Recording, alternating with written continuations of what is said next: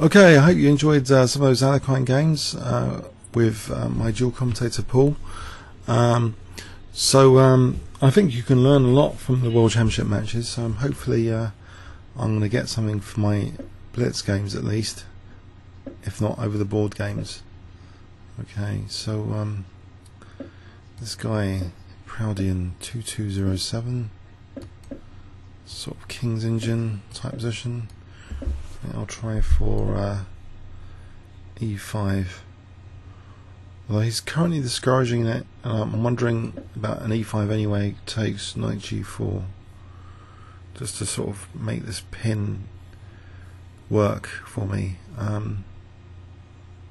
Is that E6? I can take on B2. I think I will play this. Also D3 is a target anyway, so takes. He's recognised that's a target. So knight C5 here. E4 takes. He's on my bishop. Knight C5, and then A5 looks positional enough just to have a sort of nice knight on A5. Okay. So he's going to play for B4 though. If I play C6, if B4, maybe knight A6, just try and blast open the centre. I think I will do that, because I'm tempted to try and force White to play. Oh, he's just winning a piece here almost. Oh, B5. I have to take on F3. Oh, nearly lost the piece. B5, bishop F3, and then knight C5. Okay, but otherwise I've got the C file now, semi-open C file pressure. Unless C file is going to be significant to undermine E5. I could take on D6. I could take like that, just take like that, and take with the knight. I don't have to take with the pawn. Okay. Right. Okay. If I take on B4 here, I want to improve this knight actually. Is A5 really vulnerable? If I play the knight to C7, can I get away with that? The C5 is going to kind of be nasty, I think. I'll watch out for C5. So what about just knight G4 and F8, knight H6, just to protect E5 a little bit longer? Mind you, this B5, I don't really want to. Okay, I'm gonna play this just to avoid any problem with B5 for the moment, without having to give up the light square bishop. Actually, if I can also play rook C8 here, looks like a logical move. Just a bit of pressure on these bishops potentially. Get the queen out of the firing line as well. Unless A5 is going to drop, A5 is going to drop. So if I take and then play B5, you can take it on there. Okay, what about knight B8? Just trying to reroute for a moment. So maybe then queen E7, knight D7, or bishop A6 just to provoke B5, and then I can get the C5 square with knight D7 to C5. So bishop A6, and then maybe D5 at some point. But at the moment E5 is too loose. Bishop A6 just to provoke B5, I wonder. Okay, here he's on A5 anyway if I don't do anything. Also got A4 potentially and B5, so A4 kicking the knight. Knight moves back, B5, and he can just take that. Right. So will he play B5? It might be a concession to play B5. On the other hand, I think he's still got C5 and then taking on A5. If I take here, he can take on A5. So, mind you, C5, I'm not really sure. Probably he's got B5 and C5. Right, so, okay, he hasn't done that. I'll just take on B4 here, I guess. I'm opening up his rook, though. I don't really want to do that, but my queen's tied down. Okay, what about knight G4 now? Just to try and maybe play H5 or F5. Okay, get this guy over there. D5, I want to try and maybe support. If I lose that a5, what is the consequence? It's probably a bit dire, actually, the consequence. So actually, here I'm going to take. Don't want to lose a5 for nothing. Okay, now I can go back here. Or wait for b5, actually.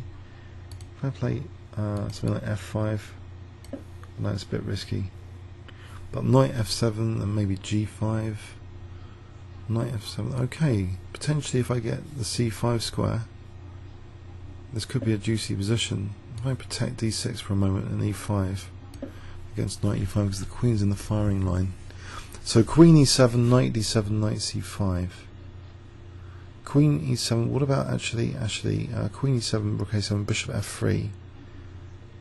Takes and I take there. That's a bit of a cheapo. I'm setting him a cheapo. Queen e7. Will he play rook a7? Bit naughty. He has. So bishop f3. He takes. I take on e2.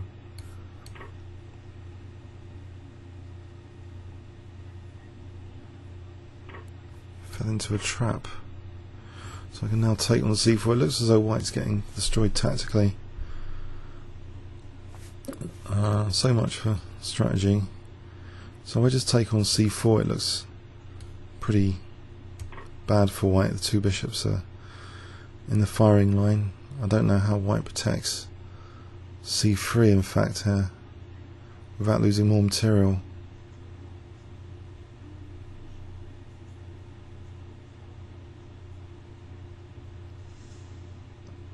So knight c1, I just take on c3, you can take on e2, I take on c2. I think he's losing more material.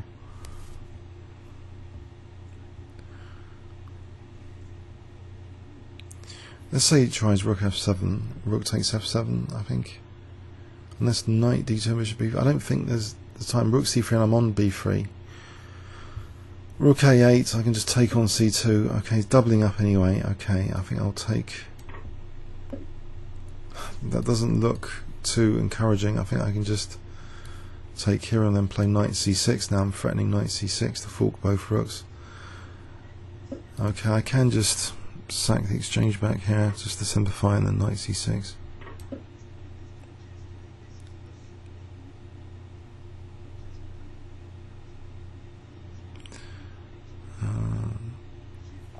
I think it's all gone. I think it's gone, personally.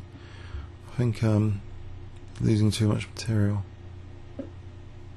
Okay, so I'll just take here. Maybe play bishop c4 now and b5 or d5. I just support c4. It's all gone. Maybe I'll just attack this guy to protect. Well, to force taking. Otherwise, I'll just take on e4. I'll just take on e4 here. Just playing on a bit longer than I imagined.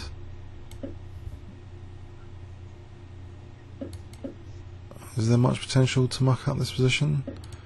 I seem to be quite a lot of material up. Check now, discover check. Okay, get queen. I'll try and get a mating net with my bits.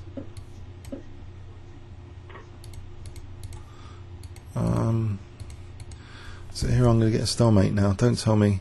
I think I've got to keep his material on to avoid a stalemate. Right. Oh, that would be so embarrassing, a stalemate.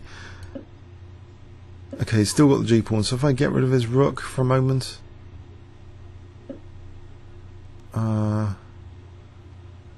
Okay, I've got a minute to decide. If I play a check here, is he not going into a mating net? Isn't G5 mating net? He goes King H5, I play Rook H3. That's the mate, isn't it? Let's keep up the checks. Oh well. So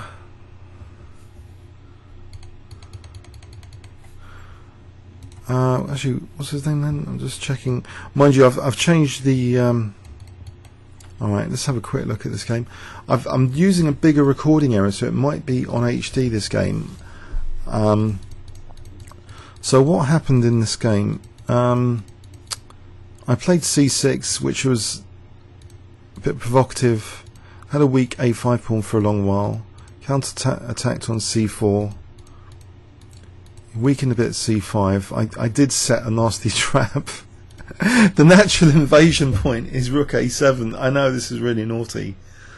The queen's not protected by any piece at the moment. So it is really naughty to have played queen e7 with that trap in mind, and she fell right into. So just losing a piece, and now he's losing another piece basically. And then I sacked the exchange to win the exchange, so he's just heavily just material down. The only thing to worry about is stalemate, really, getting stalemate, which would be really embarrassing.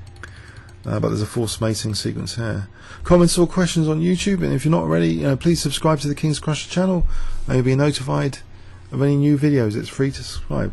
Thanks so much.